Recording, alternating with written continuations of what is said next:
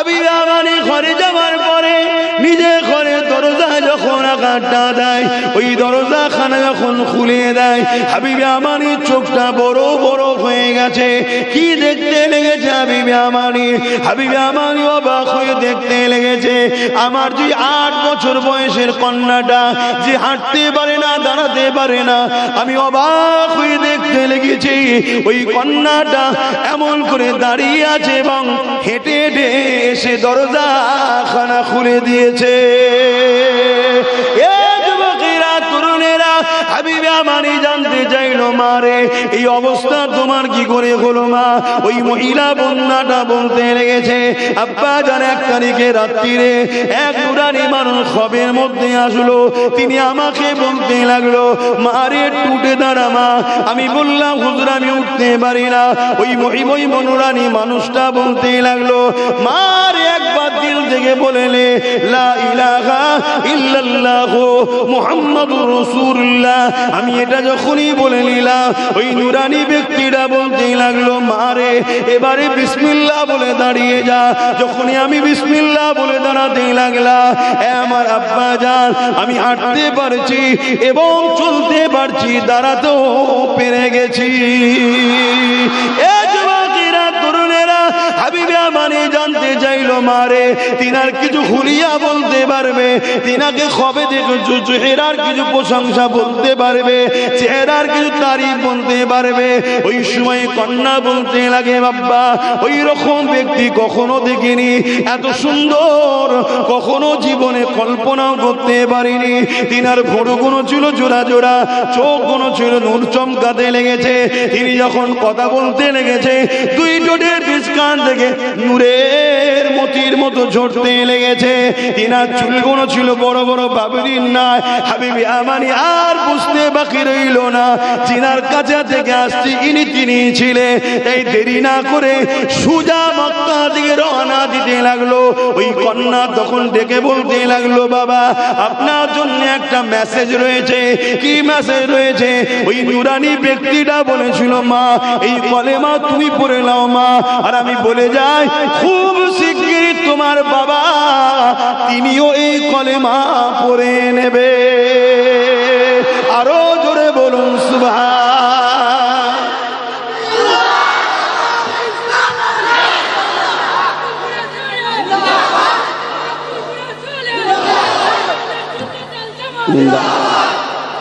আল্লাহ নবীর উপরে কম জুলুম হয়নি।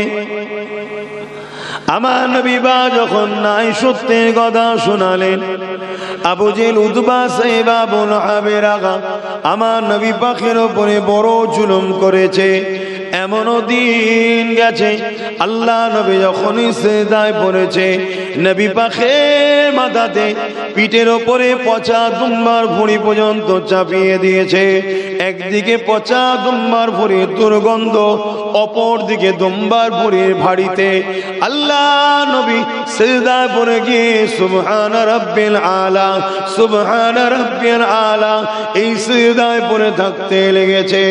এ যুবকেরা, তরুণীরা, বাপেরা, আমার নবী পাকের উপরে এইভাবে জুলুম হয়েছে। এদিকে খাতুনে জান্নাত ফাতেমা আয-জাহরা রাদিয়াল্লাহু তাআলা আনহা এই অবস্থা দেখে আমার নবী পাকের পিঠ থেকে ওই পচা দুম্বার ভুঁড়িগুলো হাতে করে আস্তে আস্তে নেভিয়ে দেয়। আহারে তখন তিনি ছোট ছিলেন, এই ভারী দুম্বার ভুঁড়িকে নাবাতে বড় কষ্ট হয়েছে। আমার রাসূলুল্লাহ কলিজার টুকরি ফাতেমা আয-জাহরা যখনই পচা দুম্বার ভুঁড়িগুলোকে চাপিয়ে দেয়, রহমতে নবী তখন আবার মাথাকে তুলে দেয়। তাহলে আমার নবীর উপরে জুলুম কি কম হয়েছে? তাহলে আমরা যদি ইমানদার হই, আমাদের উপরে জুলুম হবে না হবে না? ইমানদার দাবি করবো আর জুলুম হবে না, ওই ইমানদারের সন্দেহ আছে। শুনছেন তো নাকি? কেন আল্লাহ পরীক্ষা নেবে। আল্লাহ কোরআনে বলেছে, তোমরা কি মনে করো যে আমি এমনি জানতে দেবো? আমি তোমাদের পরীক্ষা নেবো না? তাহলে জুলুম সাহাবা হুজুররা যখন বিপদ আসতো না নবীর কাছে যে কাঁদতো যে হুজুর আল্লাহ কি আমাদেরকে উপরে নারাজ হয়ে গেলেন? কেন গো? আমাদের কই কোনো বিপদ হচ্ছে না, কোনো বিমার আসছে না, কষ্ট আসছে না। তারা কাঁদতেন যে আল্লাহ ভুলে গেল নাকি। আর আমাদের একটু বিপদ হলেই আমরা বলি আল্লাহ আমাকে ছাড়া কাউকে দেখতে পাইনি, সব জ্বালা যেন আমার ঘাড়ে। কথা কিছু বুঝছেন? এরকম বললে হবে না, ধৈর্য ধরতে হবে, সবর করতে হবে।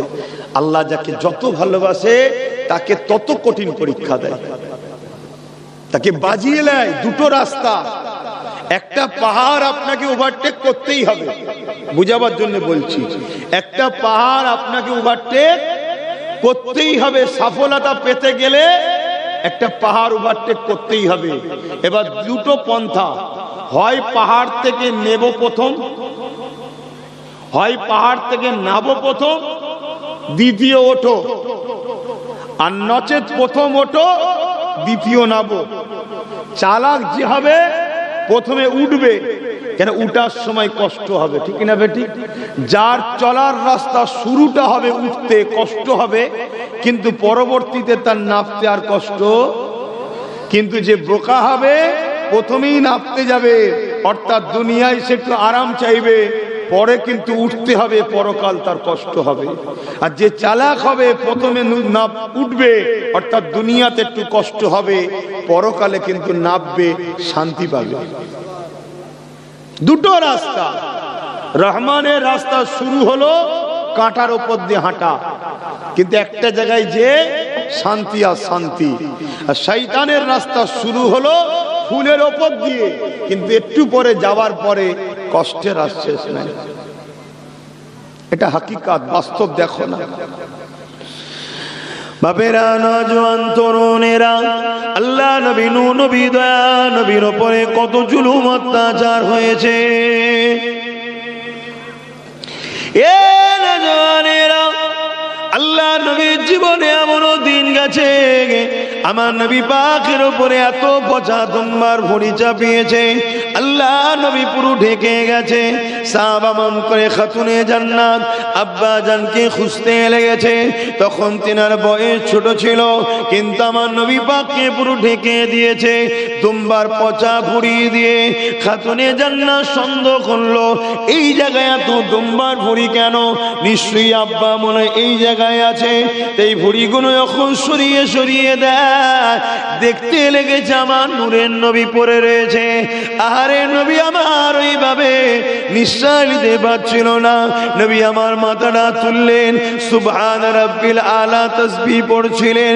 মাথাটা যখনই তুললেন খাতুনে জান্নাত সহ্য করলেন না, আল্লাহ দরবারে হাতটা তুলে বলতে লাগলেন, ও রব্বি আল্লাহ পাক, যারা আমার আব্বা জানকে কষ্ট দিয়েছে আল্লাহ তাদেরকে আপনি ধ্বংস করে দেন। আমার নবী পাক যে কথা শুনলো, খাতুনে জান্নাতের মুখে আটটা দিয়ে বলতে লাগলো, মা তুমি বদদোয়া করো না, মা তুমি আমার শরীরের অংশ, মা তুমি যদি বদদোয়া করো আমার উম্মাত যেগুলো ধ্বংস হয়ে যাবে। এ যুবকেরা, যে নবীকে যারা কষ্ট দিয়েছে আল্লাহ নবী তারও ক্ষতি চাই না, কেন নবী আমার রাহমাতাল লিল আলামিন হয়ে এসেছে।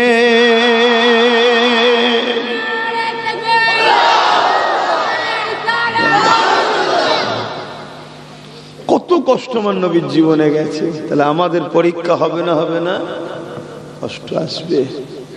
কিন্তু এই মাসে আমার নবী মেরাজে গিয়েছিলেন, এই মাসে। তাই একটু ওই বিষয় নিয়ে আলোচনা করব। তার আগে আমি একটা জিনিস বুঝাতে চাইছি, সিনার শক্তি বাড়াতে হবে। সিনার শক্তি বাড়াতে গেলে ওয়ালিমান খাফা মাকাম রাব্বিহি জান্নাতান, যারা আল্লাহকে ভয় করবে আল্লাহ তাদেরকে দুটো দুটো জান্নাত দেবে। জোরে বলুন সুবহানাল্লাহ। মোবাইল, সেই মোবাইল করছো কেন আবার? আর দ্বিতীয় নম্বর নবীর প্রেম ও আদর। যে নবী আমাদেরকে সারা জীবনটা ভালোবেসেছে, সেই নবীকে আমরা কি করলাম, কি ভালোবাসা দিলাম।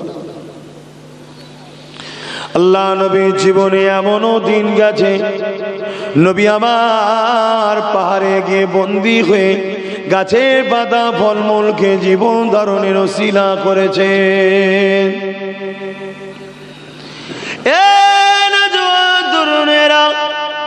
আল্লাহ নবী এমনও দিন গেছে আবু জেহেল আমার নবী পাককে কুয়া খুঁড়েছে ফেলে দেবে বলে, নবী আমার সেই কুয়াতে আবু জেহেল নবী না পড়ে আবু জেহেল সেই কুয়াতে পড়েছিল।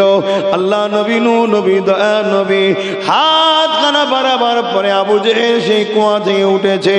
আবু জেহেল আমার নবী পাককে জাদুকর বলে কষ্ট দিয়েছে।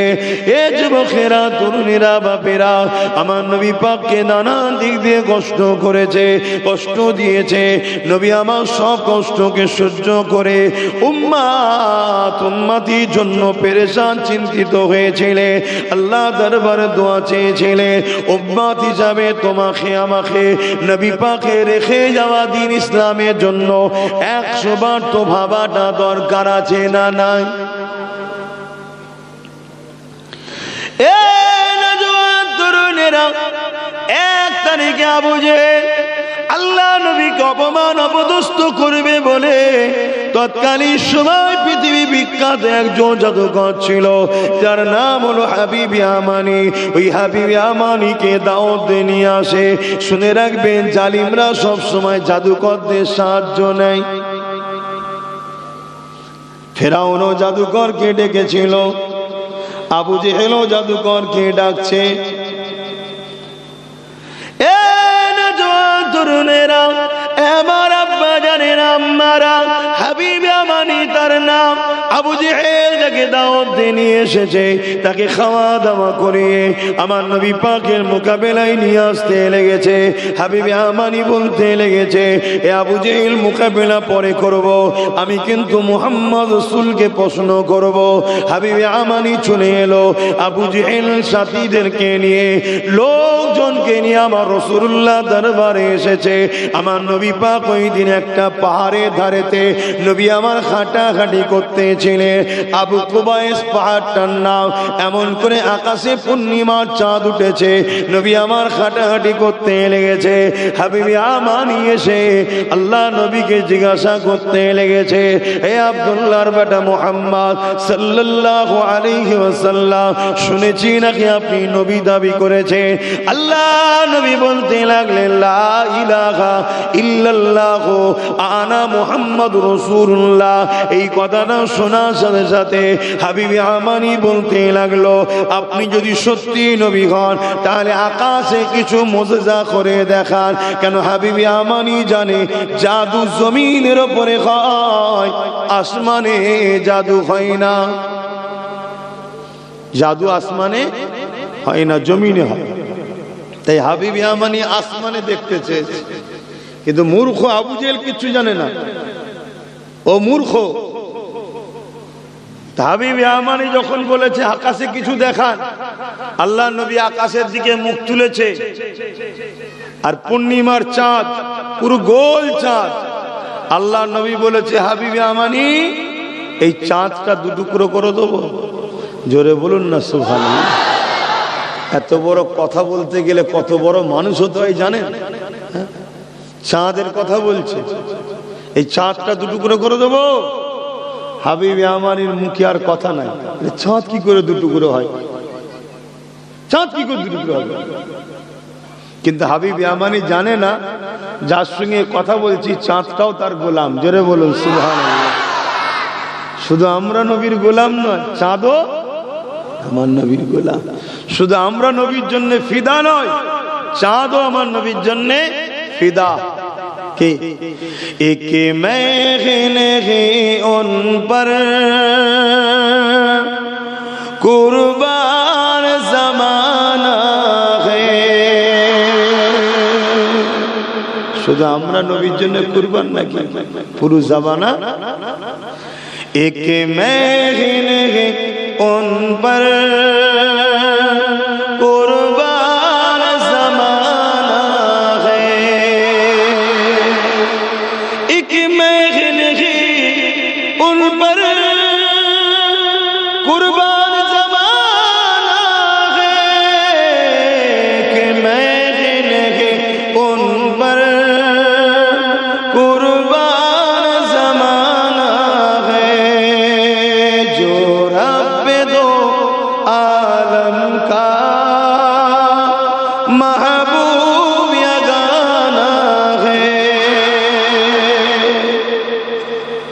যে দোনো জাহানের রবের বন্ধু যিনি, জোরে বলুন সুবহানাল্লাহ।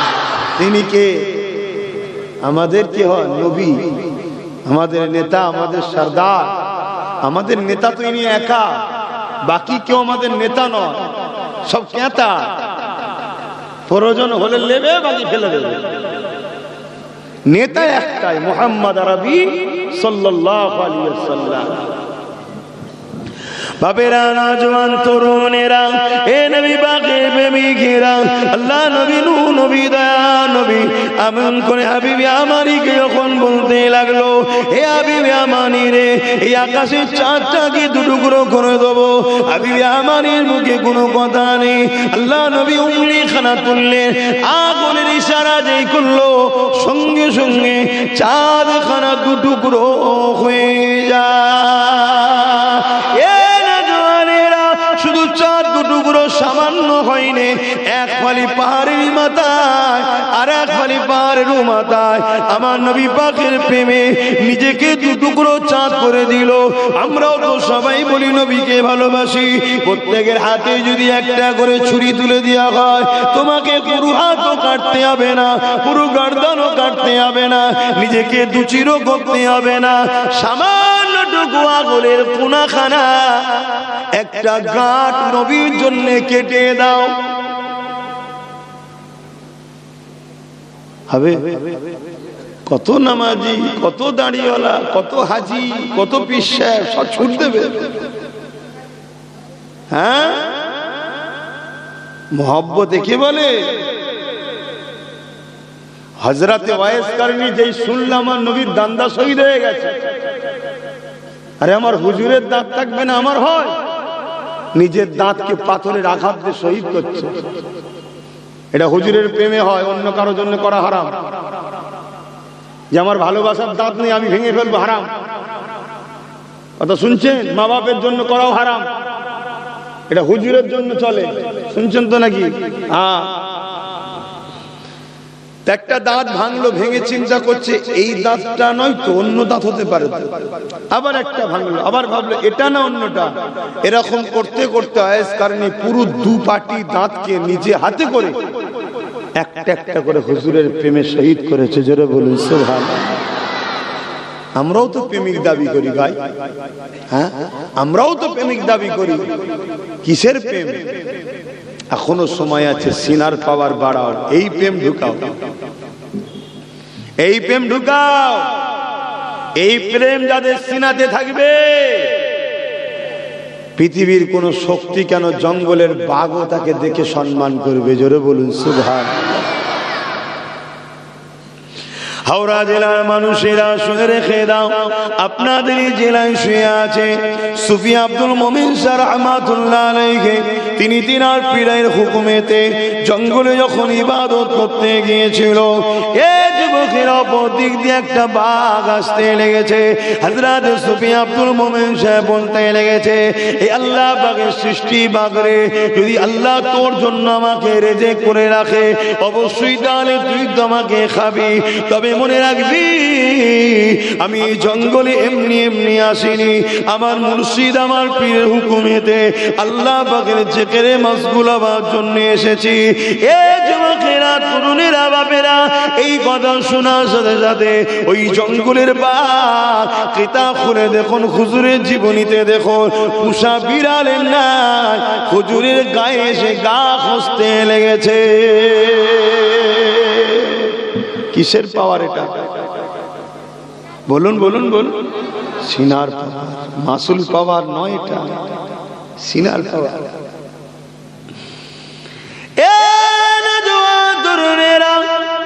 আমার মুজাহিদুজ্জামান দাদা খুলুর পীর কিবলা রাহমাতুল্লাহ আলাইহি সুন্দর বলে জঙ্গলের দিকে দাওয়াতে যেতে লেগেছে। সঙ্গে বসিরহাটের বড় মাওলানা আল্লামা রুহুল আমিন শেখ রাহমাতুল্লাহ আলাইহি রয়েছে। হুজুর আমার গরুর গাড়ি তখন ছিল, গরুর গাড়ি করে যেতে লেগেছে। হঠাৎ করে গরুর গাড়ির চালক যে ছিল ওই পালকি মতো যে গরুর গাড়ির উপরে করা থাকে ওর মধ্যে লাফ মেরে ঢুকে পড়েছে। হুজুর বললেন কি গো বাবা কি হয়েছে, আর গরুটা গোনা এত লাফালাফি কেন করতে লেগেছে, ঠিকভাবে বসে দেখা যাচ্ছে না বাবা, কি হয়েছে বাবা? ওই গরুর গাড়ির চালক বলতে লেগেছে হুজুর একটা নয় দুটো বাঘ সামনে এসে গেছে। আমার মুজাদ্দিদুজ্জামান বলতে লেগেছে তাতে কি হয়েছে বাবা? এ যুবকেরা তরুণেরা বাপেরা তুমি আমি শুনলে তো অজ্ঞান হয়ে যেতাম। আমার মুজাদ্দিদুজ্জামান কি বলতে লেগেছে বাবা রুহুল আমিন একবার পর্দাটা খুলিয়ে মুখটা দেখিয়ে দাও, সুন্দরবনের বাঘ যেমন রয়েছে আমি আবু বকর আমার বাঘটাকেও একবার তারা দেখেনি। এ যুবকেরা তরুণীরা বাবেরা যখনই পর্দা থেকে মুখটা রুহুল আমিন সাহেব ঝুলিয়েছে যেন মনে হয় বাঘ দেখতেই সত্যি এসেছিল। সঙ্গে সঙ্গে ন্যাজ লড়াতে লড়াতে আবার জঙ্গলের দিকে চলে যায়।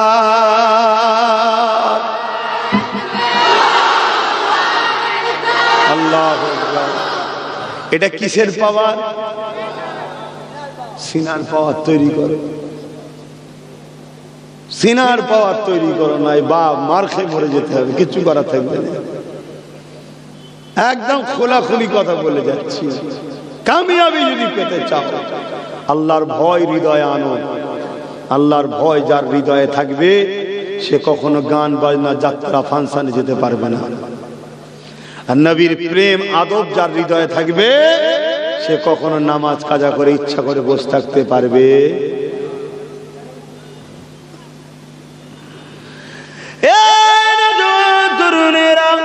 আসেন ফিরে যায় আমার নবী পাককে মুহাব্বত করেন, আল্লাহ নবীকে পিয়ার করেন। আজ আমরা সহজ ইসলামকে পেয়েছি, ইসলামের গুরুত্ব তোমার আমার কাছে কমে গেছে। হাবিবি আমানি যখন আমার রাসূলে পাকের এই চাঁদ দুটুকরো করা দেখলো, সে দেখার পরে চোখ ছলছল হয়ে গেল, কিন্তু ইমানের কালেমাটা পড়েনি। এদিকে আবু জেহেল বলতে লেগেছে ও হাবিবি আমানি দেখো মুহাম্মদ কত বড় জাদুকর, নাউযুবিল্লাহ মিন জালে।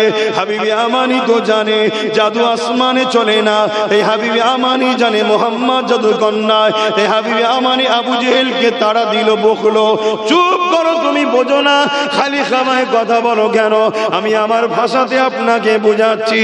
এ যুবকেরা তরুণেরা হাবিবি আমানি আগে আসলো, আগে এসে আমার নবী পাকের কাছে আগে আর এলো, কলেমা কিন্তু তখনও পড়েনি।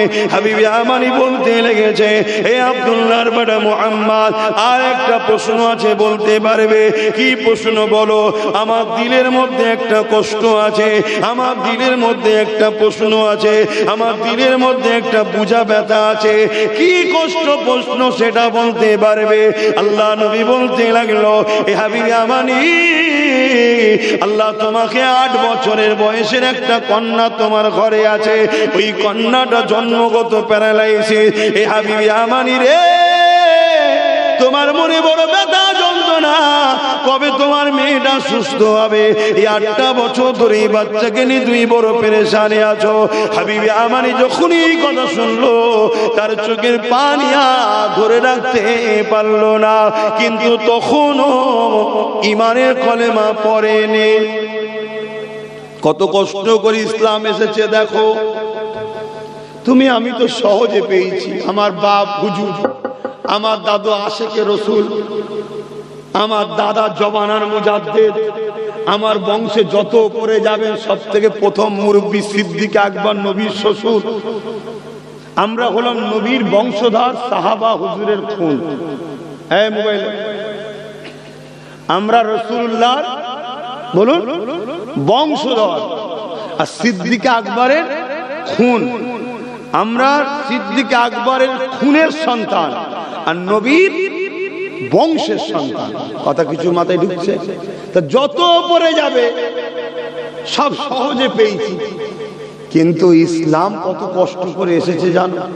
আজকে সেই ইসলামকে যে যা খুশি করে নিচ্ছে আমাদের গাফলতির জন্য, আমার যুব সমাজের অবহেলিত জন্য। আজকে সারা রাস্তা সুস্থ হয়ে আসছে, আর বাঁদরগুলো মসজিদের সামনে এসে নাচছে। এমন লোক বেরিয়েছে না বেরোয়নি? এর জন্য তারা যতটা না দোষী, তার থেকে বেশি দোষী আমার নবীর যুবক উম্মত গুলো, যুব সমাজ। কি দোষী নয় তোমরা? কেন দোষী? তোমরা মসজিদে যাও না বলেই তো বাঁদরগুলো সাহস পায়।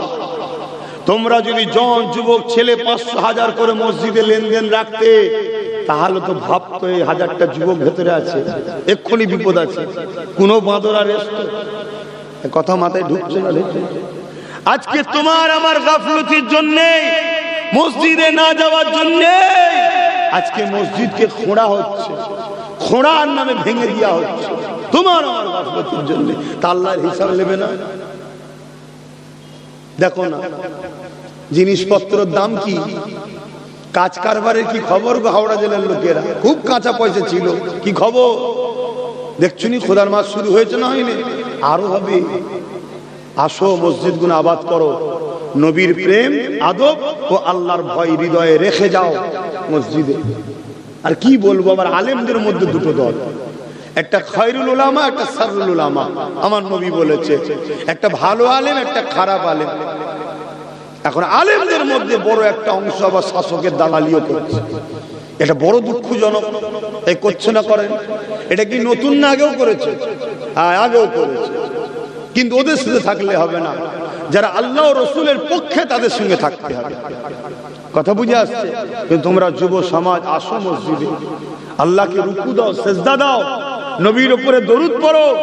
নিরিবিলি নির্ঝুমে একা হয়েছো, ঘরে সোফায় বসে আছো, ঘরে বসে আছো, আমার নবীকে একটু স্মরণ করো, দরুদ পড়ো, ভাবো আহা মদিনায় এখনো নবী আমার জন্য কাঁদছে, আমি সেই নবীর দিনের পাহারাদার হব।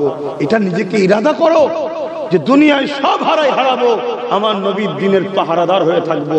আমার নবীর দিনের উপরে কেউ আঘাত দিলে নিজের বুকে তাজা খুন ঢেলে দিয়ে তার বিরুদ্ধে লড়াই করে দিনের ঝান্ডাকে তুলে রাখবো। জোরে বলুন সুবহানাল্লাহ।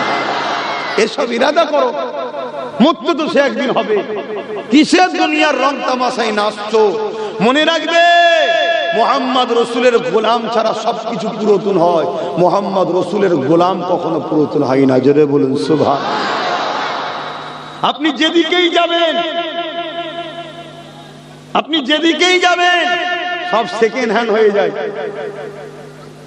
খেলোয়াড় বুড়ো হয়ে গেছে, দল থেকে বাদ, তার দাম নেই আর।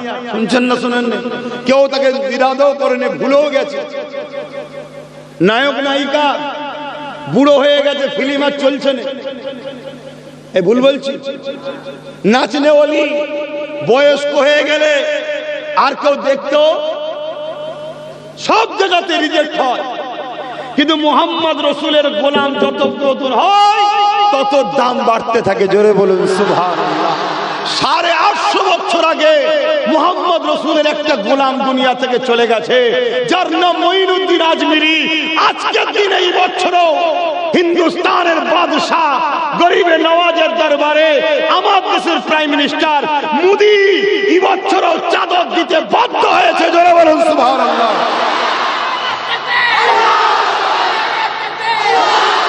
কেন? মোদিও জানে হিন্দুস্তানে রাজত্ব করতে গেলে হিন্দুস্তানের বাদশাকে ভালোবাসতে হবে, না আমার চেয়ার চলে যাবে। শুনছেন না? শুনেন? নবীর গোলামের যত বয়স হবে দাম বাড়ে। এই কথা ভুল বলছি? ফুরফুরা শরীফে মুফতি আজম মেজর হুজুর ছিলেন 108 বছর বয়স। তোমরা সব গেছো, যুবকরা দেখেছো তো নাকি? হুজুরের দরবারে যে মুসাবার লাইন ছিল, ও লাইন কি অন্য কারো দরবারে হয়? কেন? উনি বুড়ো হয়েছে, অর্থাৎ নবীর গোলামের বয়স বেড়েছে। কবির গোলামের বয়স বাড়লে দামও বাড়ে। জোরে বলুন সুবহানাল্লাহ। নবীর গোলাম হও যুবকরা, বারবার বলে যাচ্ছে নবীর গোলাম হও, সংসারে শান্তি পাবে, স্বামী স্ত্রী মিল মহব্বত থাকবে, সন্তান আল্লাহ ওয়ালা সন্তান হবে, ভালো বাচ্চা দেবে আল্লাহ।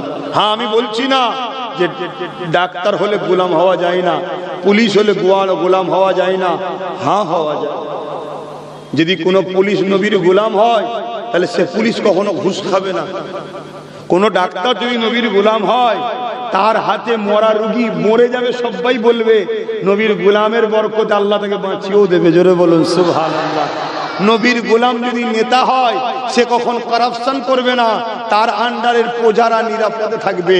নবীর গোলাম যদি জজ হয় কখনো মিথ্যাবাদীর পক্ষে সাপোর্ট করবে না, সে ন্যায়ের পক্ষে ইনসাফের পক্ষে থাকবে। অতএব নবীর গোলাম হও, বাচ্চাগুলোকে শিক্ষিত করো কিন্তু নবীর গোলাম বানাও।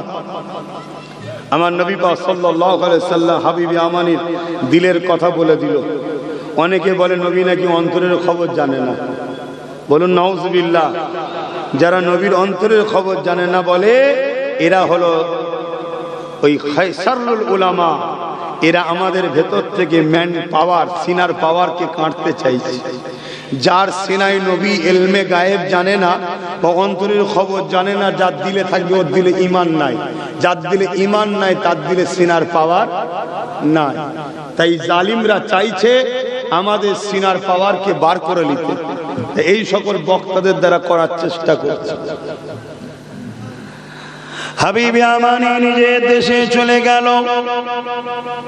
আল্লাহ নবী নবী নবীর কাছ থেকে অনেক দূরের রাস্তা, তখন এত যাতায়াতের সুব্যবস্থা ছিল না, উটের পিঠে করে নিজের দেশে ফিরে যাচ্ছে।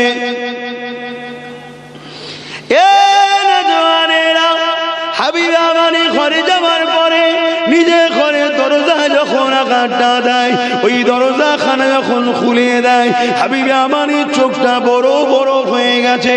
কি দেখতে লেগেছে হাবিবে আমানি?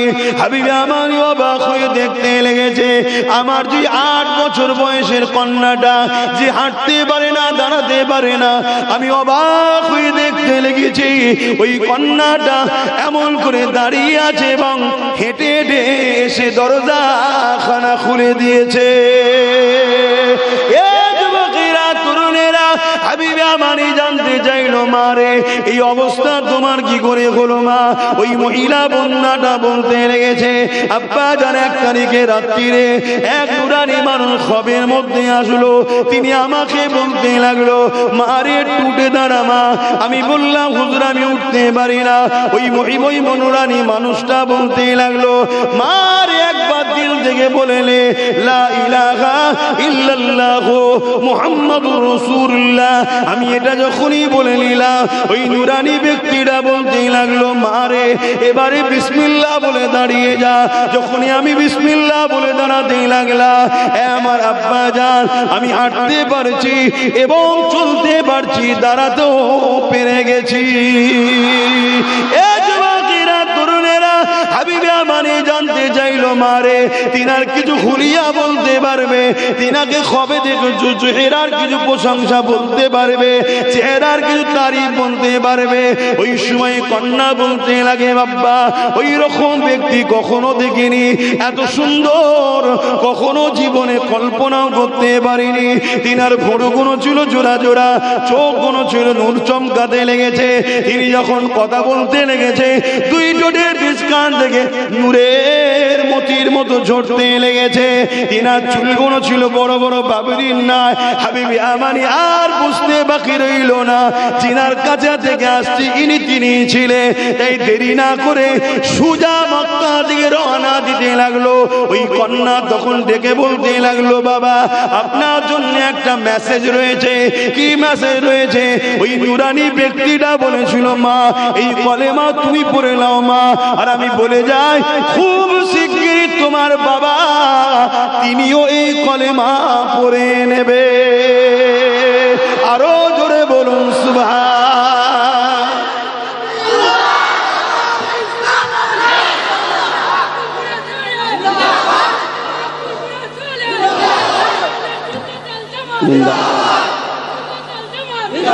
আমার ভাইরা তোমাদের দিলে এখনো ঈমান আছে, তোমরা নামাজটা পড়ো, আল্লাহ তোমাদের উপরে খুব খুশি হবে।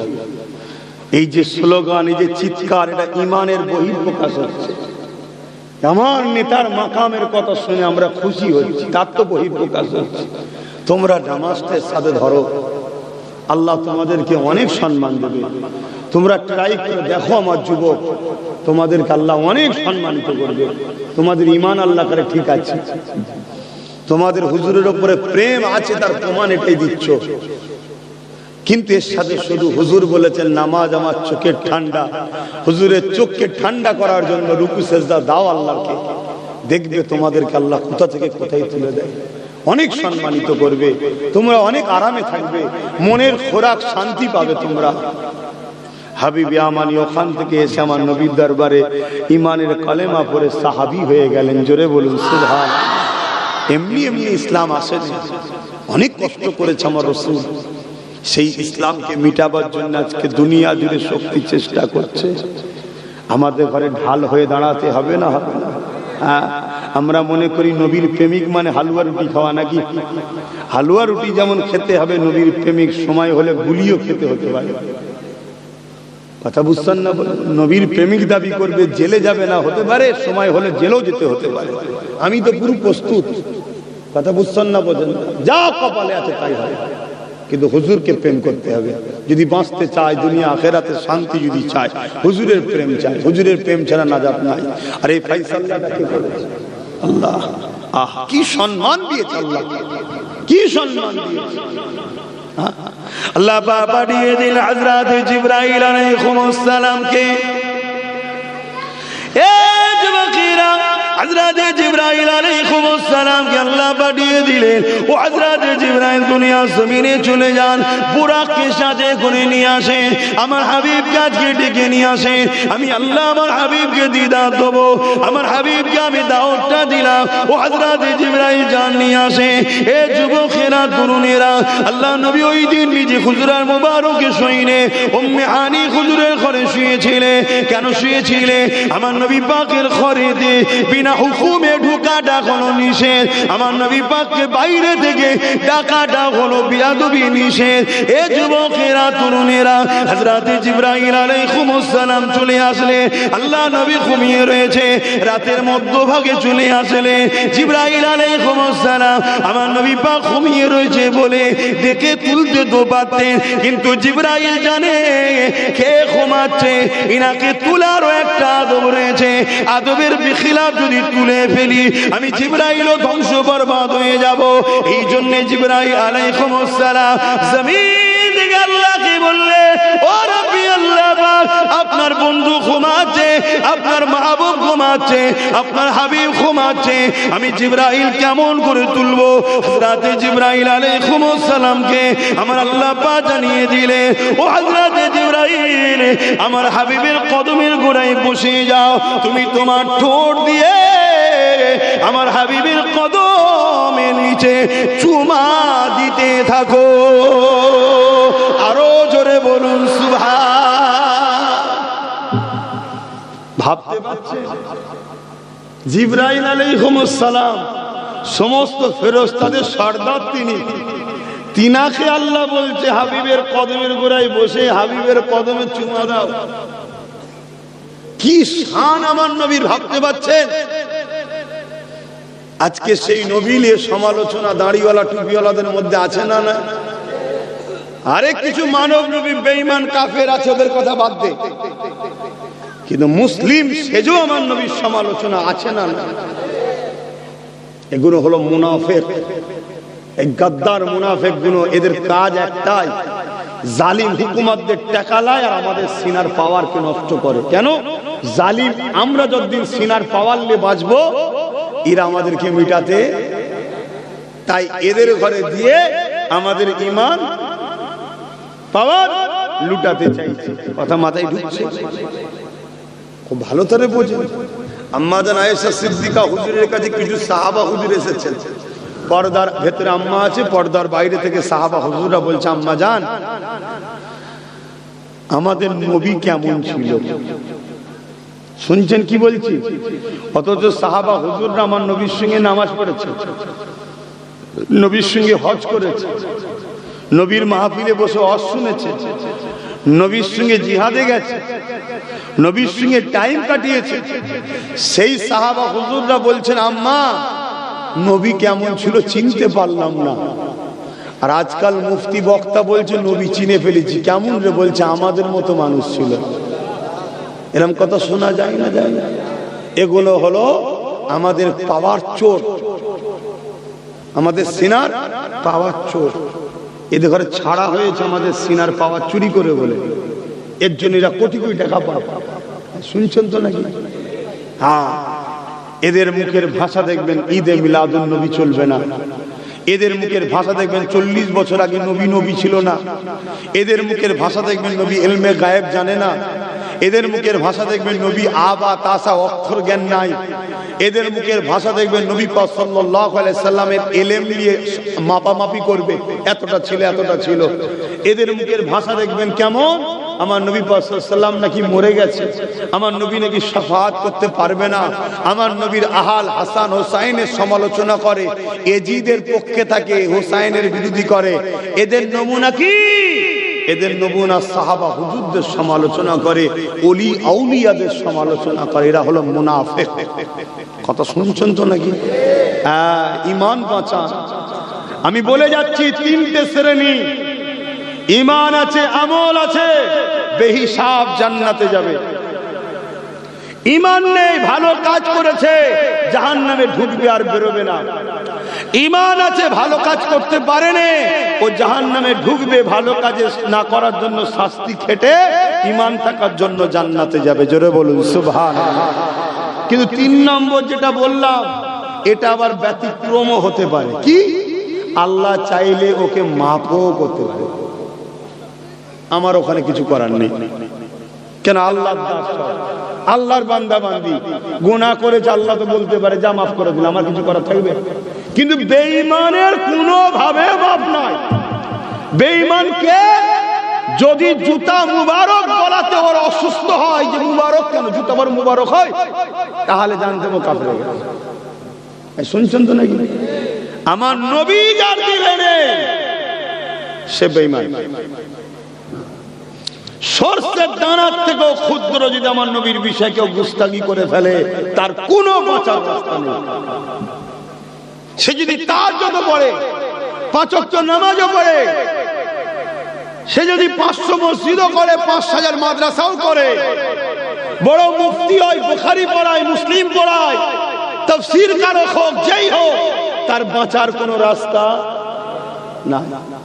ওখানে রইল এই বিষয়ে একটা দলিল দিয়ে যায়, ওদিকটা যাচ্ছি, মনে রাখবেন এই বিষয়টা একটা আপনাদের দলিল দিয়ে যাবে, তাহলে বুঝতে ভালো লাগবে, বুঝতে পারবেন। কেন? আমাদের হালকা বয়সের ছেলে মাদ্রাসায় জীবনে পা দেয় না, হালকা বয়সে ভুল ভ্রান্তি করছে, কম সময় বেঈমান তো না হয়ে যায়, সেটা চেষ্টা করতে হবে তো।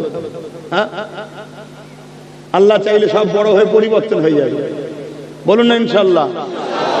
কিন্তু বেঈমান হয়ে গেলে আমার অজে কি অসুবিধা হচ্ছে? বুঝতে পারছেন তো নাকি? দুটো ব্যক্তির নাম বলছে, একটা ব্যক্তির নাম আবু বকর সিদ্দিক, আর একটা ব্যক্তির নাম আব্দুল্লাহ ইবনে উবাই। আমার নবীর হাতেই দুজনই হাত দিয়েছে। শুনছেন? আমার পিছনের ভাইরা শুনছেন তো? হাত তুলে দেখান, শুনছেন তো নাকি? আলহামদুলিল্লাহ। দুটো ব্যক্তি, একটা না আবু বকর সিদ্দিক, আর একটা না আব্দুল্লাহ ইবনে উবাই, দুজনই আমার নবীর হাতে হাত দিয়েছে। নবী ইমামতি করে, দুজনই নবীকে ইক্তেদা করে নামাজ পড়ে। নবী হজে গেছে, নবীর সাথে দুজনই গেছে। নবীর সাথে জিহাদের ময়দানে দুজনই আছে। দুজনের মুখেই দাড়ি, টুপি, নামাজ, রোজা, পাগড়ি, জুব্বা দুজনেরই আছে। দুজনই দান করে। কিন্তু আবু বকর সিদ্দিক দুনিয়া থেকে জান্নাতের সার্টিফিকেট পেয়েছে, আব্দুল্লাহ ইবনে উবাই জাহান্নামী ঘোষণা হয়েছে। কারণ কি? কিছু মাথায় ঢুকছে? এই যুবকরা, বুঝতে পারছো? এরকম মুনাফিক বাজারে অলিতে গলিতে হই হই করছে। হাজারো মসজিদে এরকম মুনাফিক ইমাম হয়ে আছে, হাজারো বক্তা এরকম মুনাফিক হয়ে গেছে, যারা আমাদের ঈমানকে লুটছে, আমাদের সিনার পাওয়ারকে নষ্ট করছে। কেন? আমাদের মসজিদ, আমাদের কবরস্থান, আমাদের খানকা, আমাদের ঈদগাহ, আমাদের ইসলামকে যতদিন আমরা ঈমানদার থাকবো মিটাতে পারছে না। তুমি জানো চেঙ্গিস খান নাম শুনেছো? চেঙ্গিস খান 1 লক্ষের উপরে নারীকে ধর্ষণ করেছিল। চেঙ্গিস খান এত বড় জালিম ছিল। 1 লক্ষের উপরে মুফতি মাওলানাকে খুন করেছে। 1 কোটির উপরে মুসলমানকে কতল করেছে। দাজলা নদীর পানিকে পুরো মুসলমানের খুনেতে নদীটা লাল করে দিয়েছে। তারপরেও কিন্তু চেঙ্গিস খান হেরে গেছে। সিনার পাওয়ার আলারাই জিতেছে। জোরে বলুন সুবহানাল্লাহ। হালাকু খান নাম শুনেছে? হালাকু খান মিশরের উপরে হামলা করেছিল, পুরো মিশরকে উজাড় করে দিয়েছে। মুসলমানদের মাথার খুলি নিয়ে বড় বড় রাজ প্রাসাদ করেছে, এত মুসলমান মেরেছে, তারপরও হালাকু খান মিটে গেছে, সিনার পাওয়ার ওলারাই জিতেছে। জোরে বলুন সুবহানাল্লাহ। বুশ বুশ নাম শোনেন না? হ্যাঁ, বুশও চেয়েছিল আমেরিকা ইসলাম মুছে দেবো, আমেরিকা ইসলাম মুছে দেবো। এক সিনার পাওয়ার ওলা তাকরির শুনে বুশের কন্যা ইমানের কলেমাও পড়লো, হাফেজে কোরআনও হলো। জোরে বলুন সুবহানাল্লাহ। পেরেছে? সিনার পাওয়ার যতদিন থাকবে ততদিন দুনিয়া আমাদেরকে মিটাতে শখ করেছে, অনেকবার শখ করেছে। বদরের ময়দানেও শখ করেছিল। কি? হ্যাঁ, মুসাইলামাতুল কাজ্জাব সিদ্দিক আকবরের বিরুদ্ধে লড়াই করেছিল। মুসাইলামাতুল কাজ্জাবের দিকে 90,000 ছিল, সিদ্দিক আকবরের দিকে 10,000 ছিল। মুসাইলামাতুল কাজ্জাব 90,000-এর 10,000-এর মোকাবেলায় লড়তে গিয়ে মুসাইলামাতুল কাজ্জাব 90,000 জাহান্নামে গেছে। নবীর সাহাবারা বুকে তাজা খুন দেন খাতমে নবুয়তের ঝান্ডাকে উঁচু করে তুলেছে। জোরে বলুন সুবহানাল্লাহ। শুনছো তোমার কথা যুবকরা? তাহলে কোন পাওয়ারটাকে ঠিক রাখতে হবে? সিনার পাওয়ার ঠিক রাখো। খুব বারবার বলি, একটু বুঝে বুঝে খাবে। খাবারের মধ্যে হারাম ঢুকানো হচ্ছে। রক্ত যদি হারাম হয়ে যায়, ওকে চেঞ্জ করা বড় মুশকিল হয়ে যাবে। কথা বুঝে আসছে? বাবেরা, নওজোয়ান তরুণেরা, হযরত আবু বকর সিদ্দিক নামাজ পড়েছে, আব্দুল্লাহ ইবনে উবাইও নামাজ পড়েছে, আবু বকর সিদ্দিক রোজা রেখেছে, আব্দুল্লাহ ইবনে উবাইও রোজা রেখেছে। হযরত আবু বকর সিদ্দিক নবী পাকের সাথে হজ করেছে, আব্দুল্লাহ ইবনে উবাইও হজ করেছে। হযরত আবু বকর সিদ্দিক জিহাদের ময়দানে নবীর সঙ্গে গেছে, আব্দুল্লাহ ইবনে উবাইও গেছে।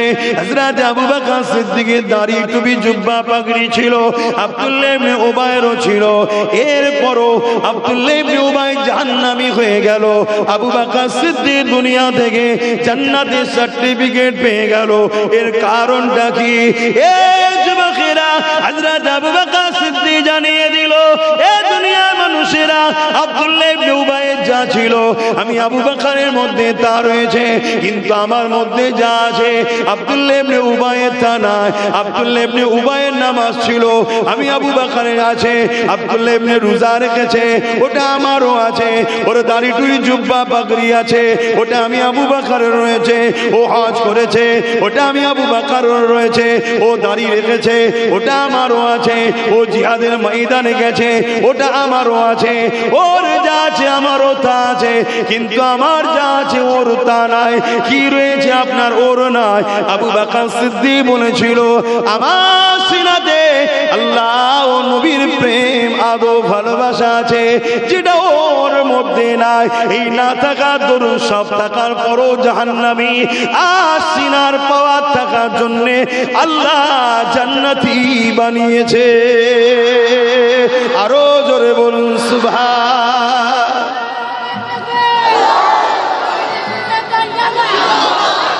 এ যুবকেরা, তরুণেরা, এই একটাই কথা বারবার বলে যায়, দুনিয়া আমাদেরকে মিটাতে চাইছে। শুনেছিলাম আমেরিকা নবীর বিরুদ্ধে এমন করে ফ্রান্স কার্টুন তৈরি করেছে, কিন্তু আজকে আমার মাতৃভূমিতেও একদল জালিমরা কখনো মসজিদ, কখনো মাদ্রাসা, কখনো মানুষকে পিটিয়ে পিটিয়ে মেরে ফেলছে। আজ আমরা শুনলাম গরিবে নওয়াজের দরবারকে উঠাতে লেগেছে, তারা বলতে লেগেছে গরিবে নওয়াজের দরবারকে তুলে দেবো। তাই একটু জানিয়ে দিয়ে যায়, চিন্তার কোনো কারণ নাই, চিন্তার কোনো কারণ নাই, ঘাবড়ে যাবার কোনো কারণ নাই। কেননা এতদিন যার তার সঙ্গে লড়াই হয়েছে, এবারে যার সঙ্গে পাল্লা পড়েছে এটা অন্য কেউ নয়, শেরে খোদা মৌলা আলীর বেটা সঙ্গে লড়াই হবে। এ যুবকেরা, তরুণেরা, গরিবে নওয়াজের অনেক কারামতি শুনেছি, অনেক কারামতি পড়েছি, কিন্তু নজরে কখনো দেখিনি। আল্লাহ চাইলে ইনশাআল্লাহ খুব তাড়াতাড়ি কারামতি দেখা হবে। তবে একটা কারামতি তো এটা, তাদের দলের লোকেরা কেস করছে আর তাদেরই গুরু বস চাদর দিয়ে পাঠাচ্ছে, বাবা বাঁচা। কথা বুঝছেন না বোঝেন না? ওরা এখন ভেতরে ভেতরে কিছু খপ খপ দেখেছি কেন তাও বা কি জানি, বুঝতে পারছেন তো নাকি? হ্যাঁ, কোনো টেনশনের কারণ নেই। আর দিন পরে ঠিক জায়গায় হাত পড়েছে। ঠিক জায়গায় হাত না পড়লে আমরা বড় টেনশনে ছিলাম, আমাদেরকে মেরে দিচ্ছিল, আমরা কিছু করতে পারছিলাম না। এবারে সেরে খোদা আলীর বেটা শুরু হয়েছে। আহ, এত সহজ! হ্যাঁ, এ দুনিয়ার মানুষেরা 850 বছর আগে আমার গরিবে নওয়াজ রাজার উটকে বসিয়ে দিয়েছিল। তৎকালীন রাজারা গরিবে নওয়াজের বসানো উটকে তুলতে পারেনি। আজকে চুনোপুটি ছুঁচোগুলো বলছে মাজা তুলে দেবো। সময় থাকতে থাকতে ক্ষমা চেলে না হয় খুদার মার যখন পড়বে আওয়াজ হবে না, সব ফাঁকা হয়ে যাবে। চীনে নাকি আবার উঠেছে একটা কি, আমি আর বেশি বলবো নি, কেন এর আগেবারে বলাতে লেগে গেছিল, বুঝতে পারছেন? আমি আর বেশি বলবো না, এইটুকু শুধু ইশারা দিলাম। আল্লাহ ভালো জানে, যা মুখ দিয়ে বলি হয়ে যাচ্ছে। 4-5 বছর আগে যা বলেছিলাম আজকে ঘটছে না ঘটেনি, ওই জন্য বেশি কিছু বলবো না, একটু চেপে রাখি, কোথা কি হয়ে যাবে। কিন্তু উঠেছে একটা নতুন করে, শুনলাম তেল কাটাতে, বুঝতে পারছেন তো নাকি? হ্যাঁ, কেন শয়তান বেশি লাভালাভি করলে আল্লাহর পক্ষ থেকে মার আসে। কিন্তু আমাদেরও ভুল হচ্ছে না, হয়নি? আমরা ওই শয়তানদের লিই তো নাচানাচি করি, একটু কাতার আলাদা করো, আর না হয় এক কাতারের মনে করে সব একসাথে ধরে নেবে। শুনছেন তো নাকি? এই দেখলেন না আমার দেশে কোন জায়গায় বেশ পেপারে দেখছিলাম, মুসলমান মনে করে গুলি করে মেরে দিয়েছে, পরে শুনছি ব্রাহ্মণ ছিল। এই যে বলছে বাড়ি বাড়ি সব অস্ত্র রাখো বলছে না, আমি বলছি রাখ না, বাঁশ কেন ঝাড়ে আর বলবে না, রাখ অস্ত্র, রাখ অস্ত্র। আমাদের অস্ত্র লাগবে নাকি? আমাদের কি লাগবে? সিনার পাওয়ার, আল্লাহর প্রেম, আল্লাহর ভয়, নবীর প্রেম ও আদব, এটা আমাদের লাগবে। আমাদের সব ছুরি টুরি অস্ত্র বোম বন্দুক লাগে না। যে লাগছে রাখুক গে যাক, দেখবি বেকায়দায় নিজেই না ঝেড়ে দিচ্ছে। এই গত কদিন আগে মুসলমানের ঘর মনে করে 10-12টা ঘরকে পুড়িয়ে ফেলেছে, শুনছেন তো নাকি? খোদা এখনো সাহায্য করছে না, করেনি। একটু ভালো হও যুবকগুলো, একটু ভালো হয়। রং তামাশায় নেচে কিচ্ছু মজা নেই গো, এসব চোখের ধোকা, এসব চোখের ধোকা। আল্লাহ ও রসুলের দিকে আসো, সম্মান পাবে, ইজ্জত পাবে, দিলের শান্তি পাবে, পরকালে জান্নাত পাবে। কথা যখন এসে গেছে একটু গরিবের নামাজের দু একটা কথা বলে নি। হ্যাঁ, কি গো অসুবিধা আছে নাকি? এখন তো আবার গরিবের নওয়াজের মাজারের হয়ে অনেক মুসলমান আন্দোলন করছে, বাঁচাতে হবে। কি আমি সেদিন দেখলাম কলকাতাতেও আন্দোলন হচ্ছে, বাঁচাতে হবে। মেম্বারে যারা বসে আছে ওদের মধ্যে 50টার উপরে যাদের আকীদা হলো মাজার ভেঙে দাও। কি নাটক চলছে? হ্যাঁ, বলছে অকাপ বাঁচাতে হবে। মেম্বারে যারা বসে আছে ওদের মধ্যে 50% অকাপ ঝেড়ে বসে আছে। কি নাটক চলছে? খুব শিগগিরই আমি আবার ডাকবো হাওড়া জেলা, আপনাদের এলাকায় খবর পেলে একটু যাবেন। সম্ভবত উলুবেড়িয়া টাউনের দিকে হবে, একটু জেলা অসুবিধা আছে, যাবেন। কেন একটু হলো ঘেবড়ে গেছে, আর একটু চাপ দিতে হবে। কে? এটা আমাদের ডিউটি করতে হবে। কিন্তু সবকিছু ফাইসাল্লাহ কোথায় হয়? আল্লাহর কুদরতি ক্ষমতাটা, আমাদের কাজ আমাদের করতে হবে। হযরতে গরিবে নওয়াজ হিন্দুস্তানে এলেন। আনা সাগরের পাশে বিশাল এক ময়দান দেখে হুজুর বললেন, বাবা এখানে দাঁড়াও, সাগরের পানিটাও বেশ সুন্দর, উজু করো বাবা, আজান দাও, নামাজ পড়ি। আজান হলো, নামাজ হলো, আর হুজুরের মুরিদদের নিয়ে বসে আছেন গরিবে নওয়াজ।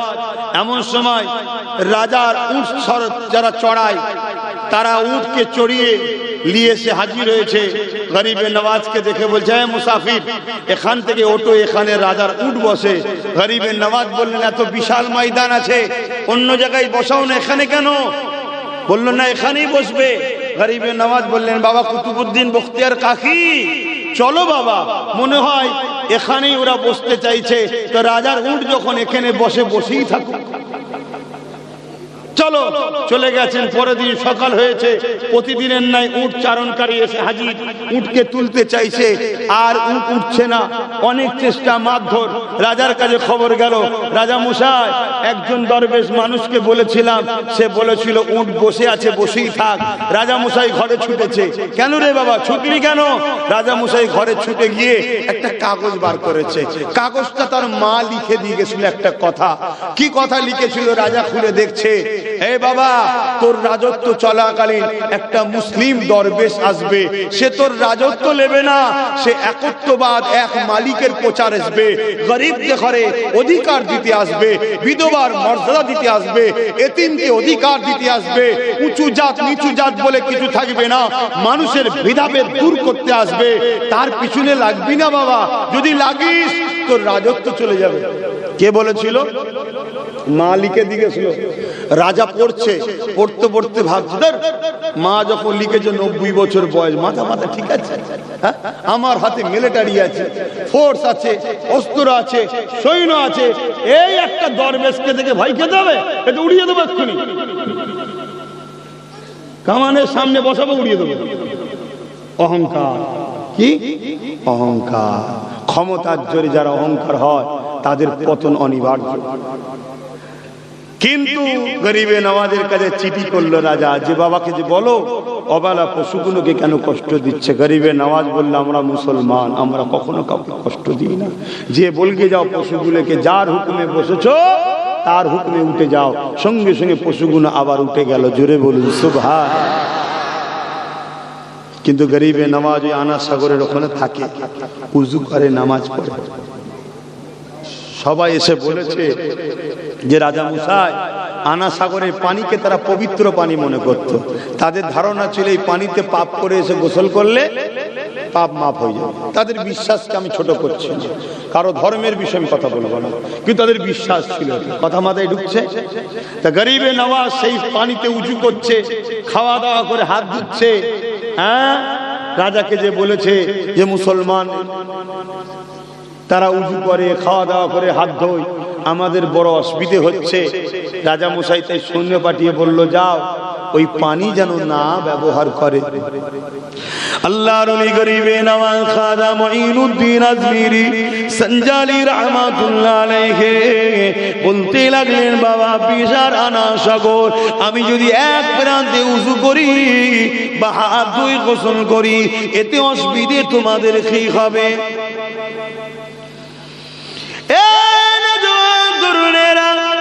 কিন্তু সৈন্যরা বড় জোর করলো, না রাজার হুকুম, আপনি পানি নিতে পারবেন না। গরিবে নওয়াজ বললেন, বাবা কুতুবউদ্দিন বখতিয়ার কাকি রে বাবা, মনে হয় আর পানি নিতে দেবে না, তাই একটা জগ বা পাত্রতে পানিটা বাবা উঠিয়ে নাও, প্রয়োজনে কাজে লাগবে। আর যখন উঠাতে যাবে ওই আনা সাগরকে বলে দিও মুঈনুদ্দিন ডেকেছে। তরুণীরা বাপেরা পাত্রখানা ডুবালো, আর যখনই পাত্রখানা উঠলো সমস্ত পানি শেষ হয়ে গেল, ওই পাত্রের মধ্যে পানি চলে এলো। এ যুবকেরা চতুর্দিকে খবর ছড়িয়ে গেছে, হই হই শুরু হয়ে গেছে। রাজার কাছে যে সবাই অভিযোগ দিতে লেগেছে, রাজা মশাই পাপের বোঝা নিয়ে যাব কোথায়? ওখানে তুলে পাপ পূর্ণ হয়ে যেত, পাপ ধরে যেত, পুকুরে পানি নেই তো সাগরে কোথায় ধোবো? রাজা মশাই বড় চিন্তা পড়ে গেছে। আরে মুসলমান কোন চাইছে কি? এ আজকে রাজারা শোন, আমরা মুসলমান কিছু চাই না, আমরা মুসলমান চাই এ জমিন আল্লাহর, আমরা আল্লাহর দাসত্ব করব স্বাধীনভাবে, আমাদেরকে ডিস্টার্ব করো না, আর আমরা ইজ্জতের রুটি খাবো, কারো ভিক্ষা আমরা চাই না, কারণ রিজিকের মালিক আল্লাহ, অন্য কেউ নয়। এই গরিবে নওয়াজের কাছে যখন সৈন্য সামান দর পাঠিয়ে দিল, রাজা নিজেও চলে গেল, না খিসরানি দিতে লাগলো। বাবা মঈনুদ্দিন, এ বাবা দরবে মুসারের, এমন করে মানুষগুলো বড় পেরেশানে পড়ে গেছে, আপনি পানিখানা ফিরিয়ে দিন, আপনি কি চান বলুন। আমার গরিবে নওয়াজ বলেছিলেন, আমি একটাই জিনিস চাই, মানুষকে সত্যের মেসেজ দেবো, এই মেসেজে তোমরা আমাকে ডিস্টার্ব করবে না। আমি তোমার রাজত্ব নিতে আসি, আমি দেশের প্রধান হব এ স্বপ্ন নাই। আজকে আমিও বলছি হুকুমাত ঘরে আমি নেতা হব, পিএম সিএম হব, এ স্বপ্ন আমাদের নাই। আমাদের স্বপ্ন আমরা আমার আল্লাহ রসুলকে নিয়ে হাসি খুশিতে থাকতে চাই, আর আল্লাহ দিয়া রিজিক নিয়ে স্বাধীনভাবে বাঁচতে চাই। চাই তো নাকি? আমাদেরকে টোকো না, আর যদি টোকো ছাড়বো না। সোজাসুজি কথা, তুমি তোমার নিয়ে থাকো, আমার দেখার দরকার নেই। তুমি খুঁটিকে ধরে টানাটানি করবে না আলোকে ধরে টানাটানি করবে? কাকে খোদা বলবে? তোমার বিশ্বাস তোমার কাছে, আমাকে ঘেটিও না, আমাকে আমার নিয়ে থাকতে দাও। ঠিক না বে ঠিক গো?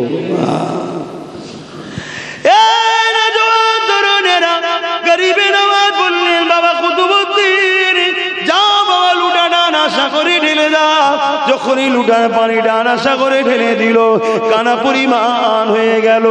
এ যুবকেরা, তরুণেরা, বাপেরা, মনে রাখবেন, গরিবে নওয়াজ আমাদেরকে ভারতবর্ষে বসিয়েছে, পৃথিবীর কোনো ক্ষমতা না আমাদেরকে এখান থেকে উঠাতে পারে। এনআরসি বলুন, সিএ বলুন, আর ক্যাকা ছিছি যাই বলুন না কেন, কোন জিনিস দিয়ে ভারতের মুসলমানকে মিটানো যাবে না। কেননা ভারতের মুসলমানকে গরিবে নওয়াজ বড় আদর করে বসতে দিয়েছে। এই যুবকেরা, তরুণেরা, গরিবে নওয়াজের আরেকটা কথা মনে পড়ে গেছে। হুজুর আমার একদিন রাস্তা দিয়ে যেতে লেগেছে, এই যুবকেরা, এমন সময় একটা ধর্মগুরু এমন করে সে তার দেবীকে উপাসনা করে, তার বিশ্বাস তার কাছে, সে তার পবিত্র দেবীকে উপাসনা করে। এমন করে সে ছিল ধর্মগুরু। তার কন্যা বাবাকে জিজ্ঞাসা করতে লেগেছে, বাবা তুমি কি করো? এই ফলগুলো কি আমাদের দেবী খায়? এমন করে সেই বাবা বলতে লেগেছে, না খাই না। কিন্তু কন্যা বলতে লেগেছে, হ্যাঁ আমি খাওয়াবো তাকে। এই বলে এক বাটি দুধ নিয়ে ওই এমন করে তার বিশ্বাসের জায়গা, তার পবিত্রতার কাছে স্থানে এসে ওই দেবীকে খাওয়াতে লেগেছে। সে তো খায় না, তাকে বারবার বলতে লেগেছে, সে তো কিছু দিয়ে খেতে চায় না। লাস্টে হালকা বয়সের কন্যা মহিলাটা সে জেদে এসে গিয়ে ওই দেবীর কাছে পাথরে মাথা ঠুকতে লেগেছে। আরে কন্যাটার রক্ত বেরোতে লেগেছে। ঠিক এমনই সময় রাস্তা দিয়ে গরিবে নওয়াজ যেতেছিল। গরিবে নওয়াজ এই দৃশ্যটা দেখে এমন করে ওই দিকে আগিয়ে এসে বলতে লেগেছে, এ মামে ছেলে কি করতে লেগেছো মা? ওই সময় কন্যা বলতে লেগেছে, আমি আমার প্রভুকে খাওয়াতে লেগেছি। গরিবে নওয়াজ বলছে, এই পাথরের মূর্তি তো কখনো খাবে না রে মা। তার বাবা যেভাবে বলেছিল, গরিবে নওয়াজও সেম কথা বলেছে। কিন্তু কন্যা একটাই যে আমি আমার প্রভুকে খাওয়াবো, কেন সে খাবে না? গরিবে নওয়াজ বলতে লেগেছে, মারে এ কখনো খেতে পারেনি, পাথরের তো তৈরি মারে। কিন্তু সেই মহিলা বলতে লেগেছে, আপনি আপনার রাস্তায় যান, আমার ধর্মীয় বিষয়ে আপনাকে কথা বলতে হবে না। কিন্তু গরিবে নওয়াজ সে জায়গায় যখন দাঁড়িয়ে দেখে ওই কন্যাটা আবার পাথরে মাথা ঠুকতে লেগেছে, কপাল দিয়ে রক্ত বেরোতে লেগেছে। গরিবে নওয়াজ বলে উঠলো, কেন এই মেয়েটাকে কষ্ট দিচ্ছিস? জলদি করে খেলে। সঙ্গে সঙ্গে ওই পাথরের মূর্তি গাল খা করেছে, আর ওই কন্যা তাকে খাওয়াতে লেগেছে।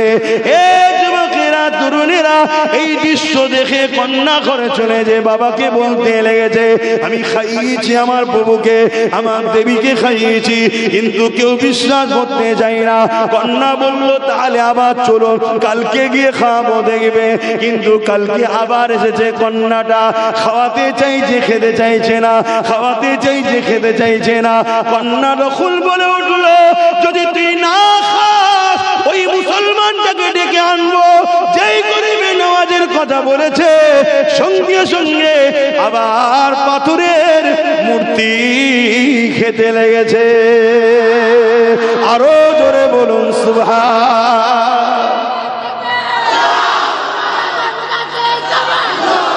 ভাইয়ের আমার, তখন এই যে ওই মুসলমান মুর্দে দেখে নিয়ে আসবো, তখন এই কন্যাকে তার বাবারা জিজ্ঞেস করছে গ্রাম বা কার কথা বলছো, সব ঘটনা খুলে বলেছে এই ব্যাপার। একজন যাচ্ছিল, তো চলো তার খোঁজে বেরোয়। আমার গরিবের নামাজ একটা গাছতলায় বসে আল্লাহর ইবাদতে ছিলেন, সেখানে সবাই যে হাজির হলেন, সবাইকে গরিবের নামাজের হাতে হাত দিয়ে ইমানের কলেমা পড়ে এক আল্লাহর উপাসনা শুরু করলো। জোরে বলুন সুবহানাল্লাহ। সেই গরিবের নামাজকে তুলে দেবে? হ্যাঁ, তরুণেরা আরো একটা কথা বলি শোনেন। হুজুর আমার একদিন এক রাস্তা দিয়ে যায়, আর রাস্তা শেষ হওয়ার পরে গভীর জঙ্গল পড়েছে। হুজুর আমার জঙ্গলে রাস্তা ধরে যেতে লেগেছে। কিছু দূর যাওয়ার পরে দেখতে লেগেছে এমন করে একদল মানুষ আগুনের উপাসনা করতে লেগেছে। গরিবে নওয়াজ তাদেরকে জিজ্ঞাসা করে, বাবা তোমরা এখানে কি করছো? তারা বলতে লেগেছে আগুন দেবতার উপাসনা করতে লেগেছি, যাতে করে আগুন আমাদেরকে পুড়িয়ে না দেয়। গরিবে নওয়াজ বলতে লাগলো কতদিন উপাসনা করছো? তারা বলতে লেগেছে 40 বছর ধরে উপাসনা করতে লেগেছি। গরিবে নওয়াজ বলতে লেগেছে তাহলে আগুনের যখন উপাসনা 40 বছর করছো, তাহলে তোমাদের আর নিশ্চয়ই পুড়াবে না, তাহলে হাতটা দিয়ে একজনকেও দেখাও। তারা বলতে লেগেছে না, পুড়ে যাবে, আগুনের কাজ তো পুড়িয়ে দেওয়া। গরিবে নওয়াজ বলে উঠেছে না রে, আগুনের ক্ষমতা নেই পুড়াতে পারে। হ্যাঁ আমিও বলে যাচ্ছি আগুনের ক্ষমতা নেই পুড়াতে পারে, সব ক্ষমতার মালিক হলো একজন আল্লাহ। আল্লাহ হুসাইয়্যিন কাদির, সব কিছুর ক্ষমতা আল্লাহ। নাই আমাদের আব্বা জান ইব্রাহিম আলাইহিস সালামকে যখন নমরুদ আগুনে ফেলে দিয়েছিল, ওই সময় জিবরাইল এসে বলতে লেগেছিল ও হযরত ইব্রাহিম আপনাকে আগুনে ফেলা হচ্ছে, আপনি জানেন? ইব্রাহিম নবী বলেছিল হ্যাঁ জানি। ওই সময় জিবরাইল বলেছিল কিছু হেল্প লাগবে নাকি? ইব্রাহিম নবী বলেছিল না না না লাগবে না, আমাকে যখন আগুনে ফেলা হচ্ছে আমার আল্লাহ দেখতে পাচ্ছে, যদি আমাকে আগুন থেকে আল্লাহ বাঁচায় আমি বাঁচবো। আর আল্লাহ যদি ইব্রাহিমের প্রেমের পরীক্ষা লিবার জন্য আগুনে পুড়িয়ে ছাই করে দেয়, আবার যদি বাঁচায়, আমি ইব্রাহিম 100 বার নয় 1000 বার যদি বাঁচি, আল্লাহর প্রেমে 1000 বার পুড়ে ছাই হতে রাজি আছি। এ নওজওয়ানেরা, আমরা আল্লাহর জন্য কি করলাম, আমরা নবীর জন্য কি করলাম? একবার বালিশে মাথা দিয়ে চিন্তাটা করো যে জীবনটা কিভাবে বানালাম, জীবনটা কোন রাস্তায় কাটালাম। গানে কাটিয়ে দিলাম, যাত্রায় কাটিয়ে দিলাম, ফাংশনে কাটিয়ে দিলাম, খেলা মেলা নিয়ে কাটিয়ে দিলাম। আজকে বাড়ি বাড়ি বন্ধন লোন ঢুকে গেল, বাড়ি বাড়ি সুদ ঢুকে গেল। এ যুবকেরা তরুণেরা, কাল তোমাকে কতল করবে যারা, কাল তোমাদেরকে মূলোর মতো পেঁয়াজের মতো যারা কাটতে চায়, তারাই কিন্তু তোমাদের বাড়িতে সুদ ঢুকিয়েছে, তারাই তোমাদেরকে গান যাত্রা মেলা দিয়েছে। কেন দিয়েছে? এখনো ধরলে তোমাদের ওপরে আল্লাহ নারাজ হয়ে যাবে, নবী নারাজ হয়ে যাবে, ইমানের পাওয়ার সিনা শক্তি কমে যাবে। এই তোমাদেরকে কতল করতে তাদের সুবিধা হবে, লোভে পাপ, পাপে মৃত্যু হয়ে যাবে। এই মনে রাখো, আল্লাহর উপরে ভরসা রাখো। সংসারে অভাব হয়েছে, তাহাজ্জুদ পড়ো, ফজরের নামাজ পড়ে আল্লাহর কাছে কাঁদো। এবার আল্লাহ আমার সংসার বড় অভাব, আমার রুজিতে বরকত দেন। আল্লাহ তামাম পৃথিবীর পালন কর্তা রিজিক দাতা তোমাকে গায়েবী সাহায্য করবে, তোমার রুজিতে বরকত এসে যাবে, তোমার অভাব দূর হয়ে যাবে। হারামের দিকে যেও না, আল্লাহ পরীক্ষা তোমাকে নিতে লেগেছে। যদি আমার আল্লাহ তোমাকে দুবেলা না খেয়ে পরীক্ষা নেয় আল্লাহর খুশির জন্য, কেন তুমি শুকিয়ে থাকতে পারবে না? অথচ খাতুনে জান্নাত ফাতেমা জাহরা রাদিয়াল্লাহু তাআলা আনহা এমনও দিন গেছে 1 সপ্তাহ পর্যন্ত খেতে পায় না। হযরতে মাওলা আলী রাদিয়াল্লাহু তাআলা আমার নবী পাকের দরবারে গেছে, হুজুরের দরবারে যদি কিছু পাওয়া যায় ওটাকে নিয়ে আসবে। এমন সময় ঘরে আসছে খালি হাতে। হযরতে আলী বাইরে থেকে সালাম দিল, ফাতেমা জাহরা বাইরে থেকে ভেতর থেকে জবাব দিল। জবাব দিয়ে জানলা খুলে দেখছে আমার স্বামীর মিজাজটা কেমন আছে, হাতে কিছু আছে নাকি দেখছে। দেখছে খালি হাতে, মনটা খারাপ। ঘরের ভেতর থেকে খাতুনে জান্নাত বলতে লেগেছে আমার প্রাণের স্বামী মন খারাপ কেন? ওই সময় মাওলা আলী বলেছিল আপনার আব্বা থেকে কিছুই দিয়ে পেতাম নিয়ে আসতাম, কিছুই পেলাম না। আরে আপনার 1 সপ্তাহ খাওয়া হলো না, হাসান হোসাইনের হলো না, আমি আলীর নাই নাই হোক গে যা। কিন্তু ফাতেমা রে,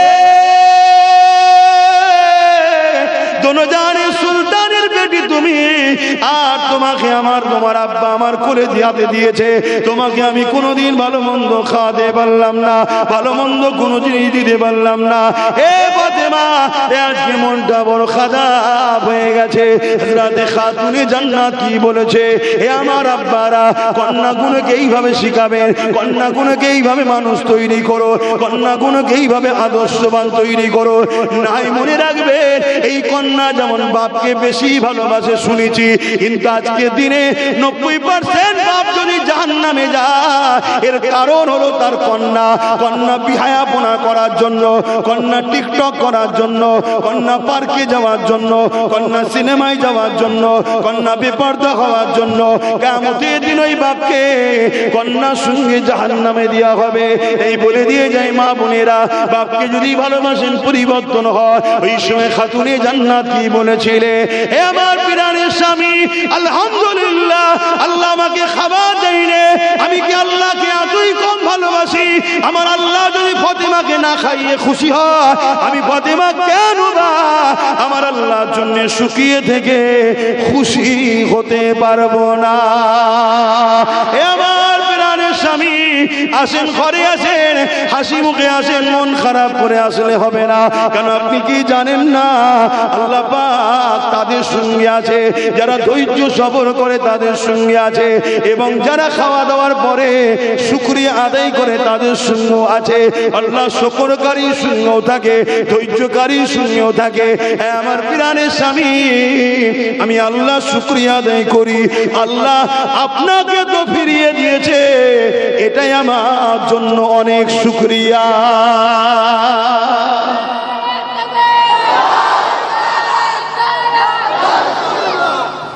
ধরুন না, স্বামীকে চাপ দিলেন, স্বামী বাইরে বেরিয়ে গেল কাজের জন্য, বিবি শখ মিটাতে হবে, টেনশনে যেতে যেতে অ্যাক্সিডেন্ট হয়ে গেল, কি হবে বলুন? জীবনের মতো গেল তো। এবার কাকে কি বলবেন? শুনছেন, আমার স্বামী হিসাবে আপনি যে ফিরে এসেছেন, এটাই আলহামদুলিল্লাহ। আল্লাহ তো আপনাকে ফিরিয়ে দিয়েছে, রুজি নাই এসেছে, আপনি তো এসেছেন। এভাবে জীবন যাপন শিখিয়েছে খাতুনে জান্নাত আমার নবী। অথচ দোনো জাহানের সুলতান, পৃথিবীতে প্রত্যেকটা মানুষ যা পায়, যা খায়, সব আমার নবীর থেকে পায়। জোরে বলুন সুবহানাল্লাহ। আমি আব্বাস সিদ্দিকী আজকে সন্ধ্যায় আমার ভাইয়ের বাড়ি যা নাস্তা করলাম, ভাই তো মাধ্যম, মূলত পেলাম মদিনা ওয়ালার ঝুলি থেকে। রেজেকের মালিক আল্লাহ, কিন্তু ডাইরেক্ট ওখান থেকে মদিনায় আসে, মদিনা থেকে কায়নাতে বন্টন হয়। জোরে বলুন সুবহানাল্লাহ। বুখারীর হাদিস বলছি, আনা কাসিমুল্লাহু ইউতি বা আনা কাসিমুল্লাহু মুতি।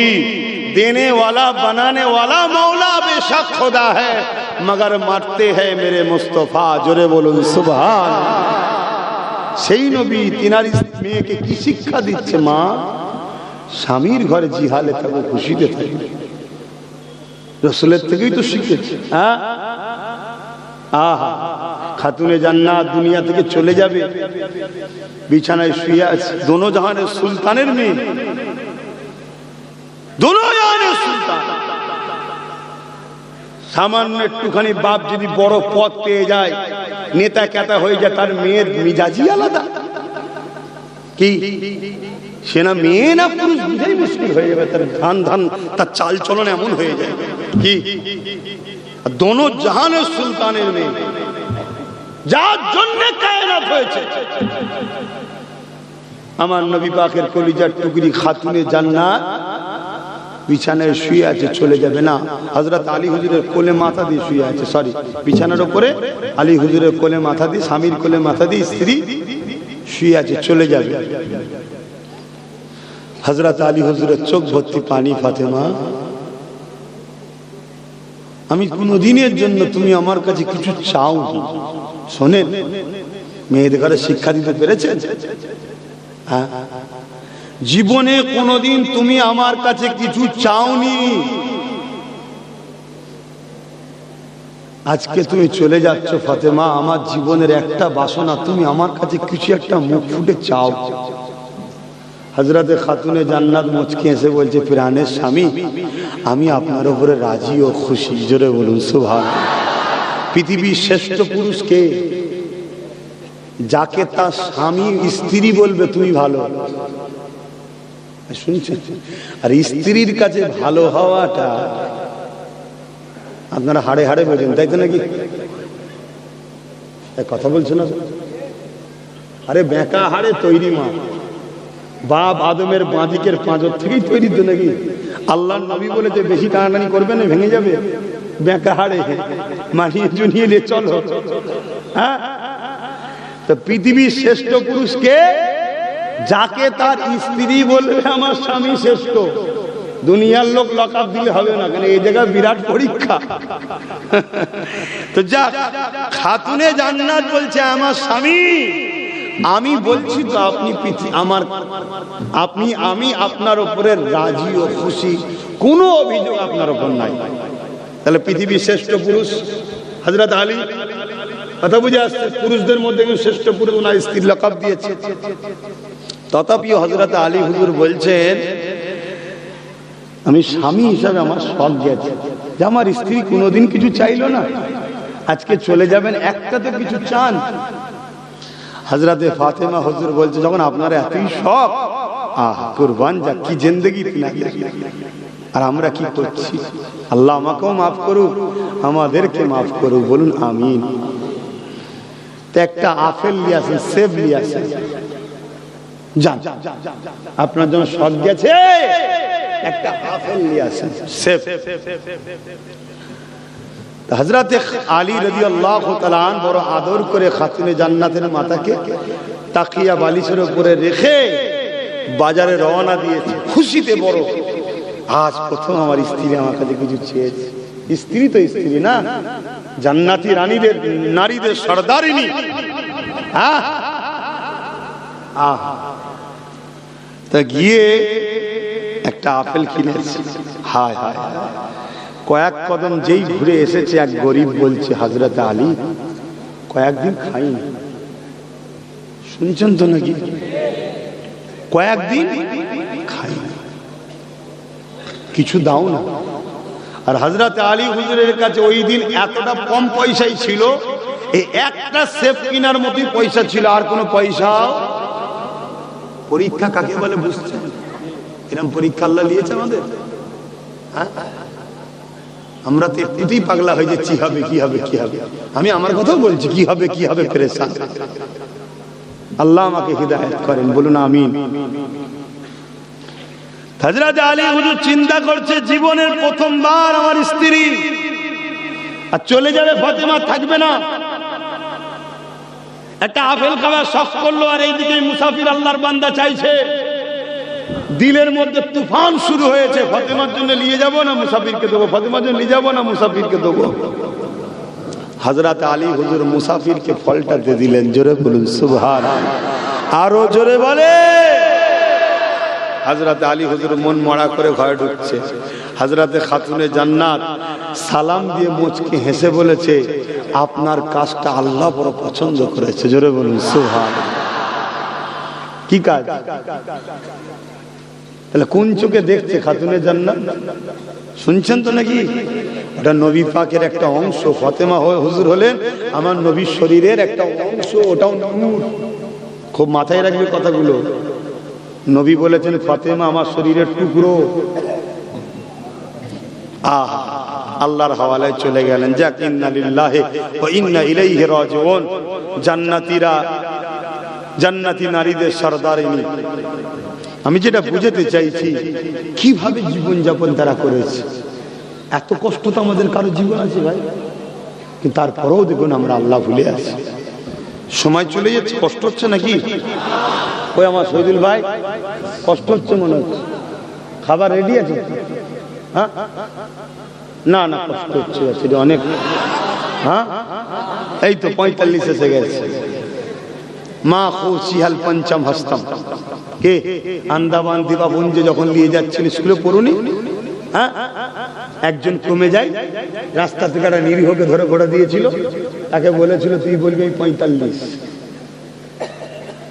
হ্যাঁ, তো যাক, আমার নবী পাকের মেরাজের মাস, আল্লাহ আমার নবীর উম্মত হিসাবে আমাদের জীবনের গুনাহ আল্লাহ মাফ করে দেন। বুন আল্লাহুম্মা আমিন।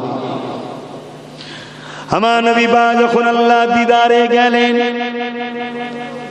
একটা শর্ট পয়েন্ট আপনাদের বলে যান, শুনে রেখে দেন। আমার নবী পাক যখন আল্লাহ পাকে দিদারে গেলেন, আমার আল্লাহ পাক বলতে লাগলেন, হাবিব কি চাও? উম্মতের নাজাত। হাবিব কি চাও? উম্মতের নাজাত। আমার আল্লাহ নবী পাককে ৭০,০০০ বার জিজ্ঞাসা করেছে, হাবিব কি চাও? আমার নবী পাক ৭০,০০০ বারে একবার একটাই উত্তর দিয়েছে, আল্লাহ পাক আমার উম্মত উম্মতিদের নাজাত চাই। এত আপন, এত ভালোবাসার মানুষ কেউ আছে দ্বিতীয়?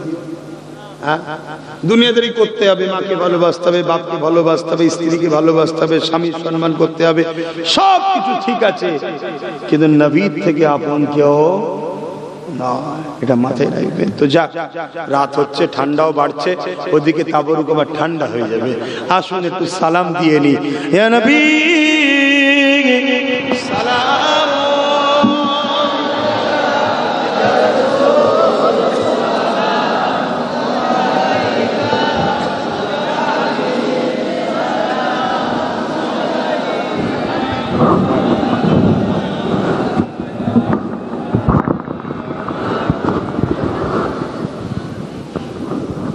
এই যে দাঁড়িয়ে সালাম আমরা দিই, দাঁড়িয়ে সালাম দেওয়া এটা সুন্নাতে সাহাবা। সাহাবা হুজুররা নবীকে দাঁড়িয়ে সালাম দিতেন। জোরে বলুন সুবহানাল্লাহ। কোরআনে আছে আমার নবীকে দাঁড়িয়ে সালাম দিবার জন্য আল্লাহ ইশারাতান হুকুম দিয়েছেন। জোরে বলুন সুবহানাল্লাহ। কিন্তু কেউ যদি বসে সালাম দেয়, তাদেরকে কিন্তু আমরা বেঈমান টেঈমান ফতোয়া, জোরে বলুন, দিই না। সেটা তার প্রেম, তার বিশ্বাস, তার কাছে। কিন্তু আমরা দিই কেন? আল্লাহ কোরআনে দিতে বলেছে, এবং সাহাবা হুজুররা নবীকে দাঁড়িয়ে দাঁড়িয়ে সালাম দিতেন। জোরে বলুন সুবহানাল্লাহ। আসেন, যতদিন বাঁচবো হুজুরকে দাঁড়িয়ে সালাম দেব। আমরা দরুদ পড়ি বসে বসে কেন? দরুদ পড়লে নেকি হয়। দরুদ পড়লে কি হয়? নেকি হয়। আর সালাম দিলে দোনো জাহানের সুলতান জবাব দেয়। জোরে বলুন সুবহানাল্লাহ। বলো না, আপনারা কি বিয়াদব উম্মত? নবী সালামের জবাব দেবে, বসে বসে নেবেন? এজন্য একটু আদবের সাথে আসেন, একটু আদবে দাঁড়িয়ে দিল থেকে উচ্চ আওয়াজে নূর নবীকে আদবের সাথে সালাম দেবো। হুজুর দেখতে পাই না, পাই না? হুজুর দেখতে পায়। হুজুরকে দেখার ক্ষমতা কে দিয়েছে? আল্লাহ। তাহলে সব ক্ষমতার মালিক কে? আল্লাহ। কথা বুঝে আসছে? অনেকে বলে তোমরা আল্লাহ নবীকে এক করে দিচ্ছ। আচ্ছা, এটা মূর্খের মতো কথা নয়। আল্লাহ তো মালিক, আল্লাহ মালিক, আল্লাহ দিয়েছেন, নবী নিয়েছেন, এক কখনো হয়? কিন্তু আমার নবীকে শানওয়ালা আল্লাহ বানিয়েছে। জোরে বলুন সুবহানাল্লাহ। ইয়া নবী সালাম।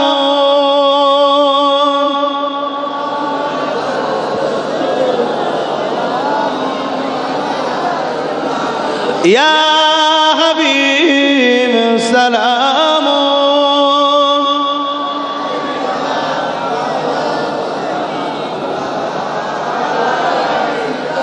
ইয়া নবী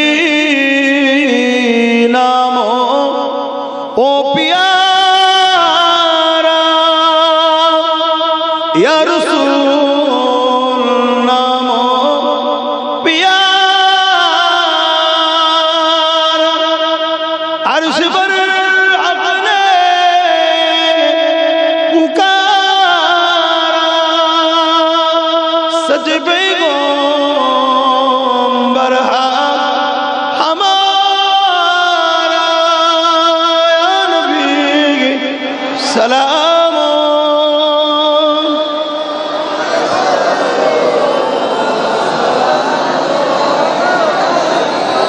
या हबीब